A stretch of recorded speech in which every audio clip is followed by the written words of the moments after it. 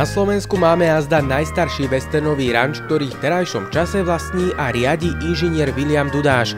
Ako sám poznamenal, jeho život sú kone a western. Ranč DD alebo jazdecký klub svätého Juraja sídli pri Nitre.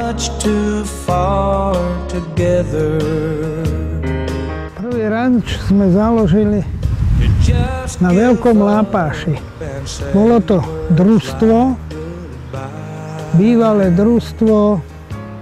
Tam sme si prenajali jednu stajňu,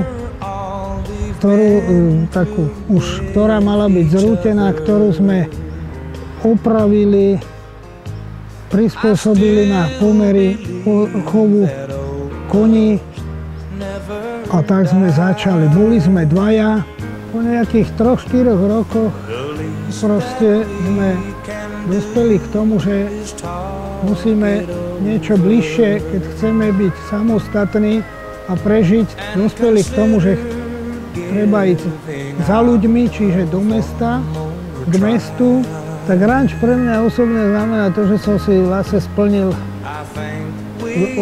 sen od detstva, ktorý som mal, že od čo sa pamätám, tak od útleho detstva som mal rád kone. Hlavne ako dieťa som inklinoval k tomu westernu alebo k tým koubojom. Áno, tak som si vždy tak predstavoval, že by som tak chcel byť a žiť a vystupovať. Pre mňa je to vlastne životný štýl. Ranč to už prišlo samo po roku 1990, že sa dalo urobiť si ranč, tak som si splnil aj túto druhú časť toho sna, že som založil ranč.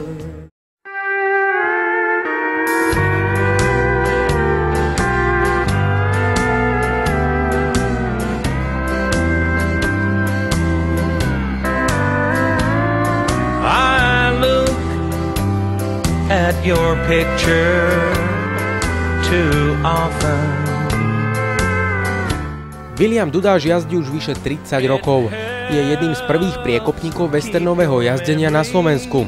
Šerif sa zúčastňoval rodeo výhad dištančných disciplín na svojej kobylke El Core, ktorá sa už bohužiaľ preháňa na večných pastvinách. Má za sebou mnohé víťazstvá a z jeho rúk zišlo mnoho dobrých koní. Za spomenutie stoja jeho úspechy na koni Qasr El Nil Faisal, ktorý v roku 2005 vyhral ocenenie najúspešnejší kôň slovenského chovu v disciplíne vytrvalostné jazdenie a vyhrával každý pretek, na ktorom sa v tomto roku ako jazdecká dvojica zúčastnili. DD Ranch sa chce posúvať stále ďalej a držať sa plánu, ktorý si na začiatku vypracovali. Máme taký plán už od začiatku, keď sme sem prišli v 1998. Ten plán je načrtnutý na webovej stránke našej a podľa toho stále pokračujeme a budujeme a doťahujeme veci. Áno, napríklad dobudovávanie westernového mestečka. Áno, teraz začíname s vybudovaním kostola a nánovo nejaký taký cintorínik pri tom. Ďalej museli sme postaviť novú stodolu. Takisto časť westernového mestečka, ktorá si už žiadala aj troška opravu za tie roky. Proste ten rast sa menil a mení stále, ale koncepcia, ktorú sme si vytýčili v roku 1998, keď sme sem prišli, tá stále platí a podľa nej sa držíme. Tento ranč je skvelý svojou polohou a prírodou. Atmosféru divokého západu dotvára westernové mestečko a kone. Financovanie je obzvlášť náročné a preto ranč ponúka svoje priestory aj na prenájom firmám, na súkromné akcie, školám či škôlkám. Napriek tomu, že sme samofinancovaní, to znamená, že musíme si všetko tvrdo zarobiť, tak zatiaľ sa nám darí udržať sa v tejto nepriaznivej ekonomickej situácii a hospodárskej. Takže nemôžem povedať, že sa nám až tak veľmi darí, ale zatiaľ dospievame. Je to vďaka tomu, že máme viac aktivít. Napríklad máme tu kurzy jazdenia, lebo náš ranč je vlastne zameraný na westernové, turistické a distančné jazdenie. Na toto je tu kurz, kde robíme jazdenie od 2 rokov. Jazdí sa s deťmi od 2 rokov. Potom je to kurz pre začiatočníkov, ktorý je od 12 rokov vyššie.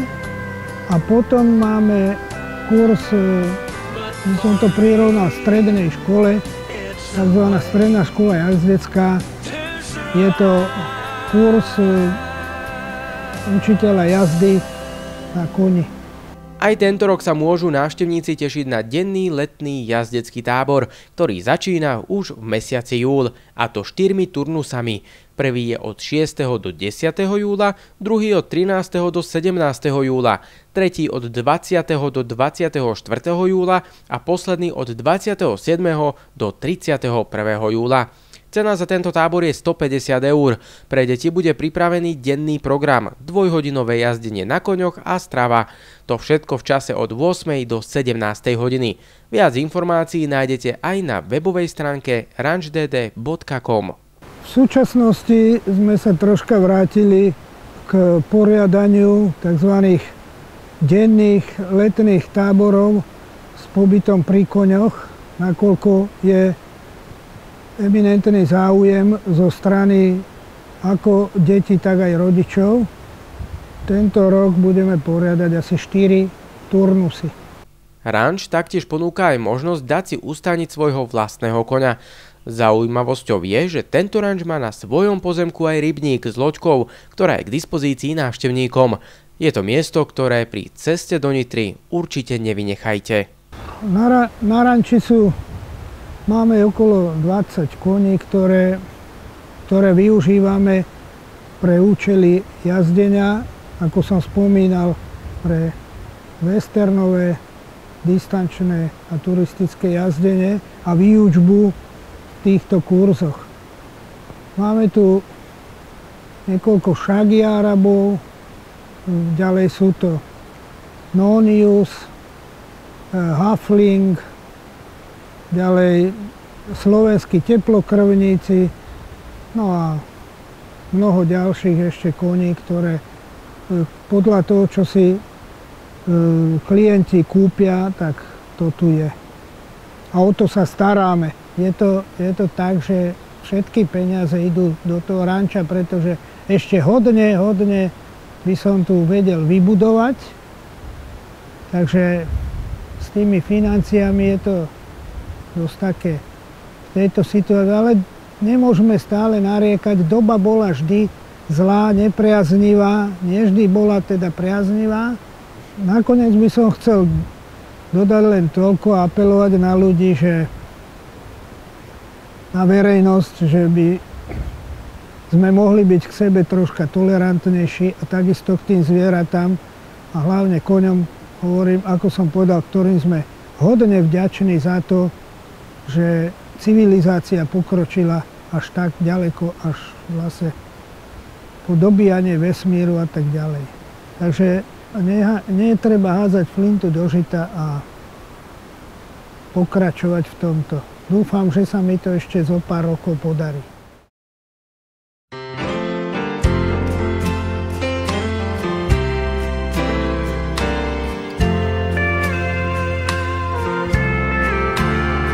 Pretty paper, pretty ribbons of blue.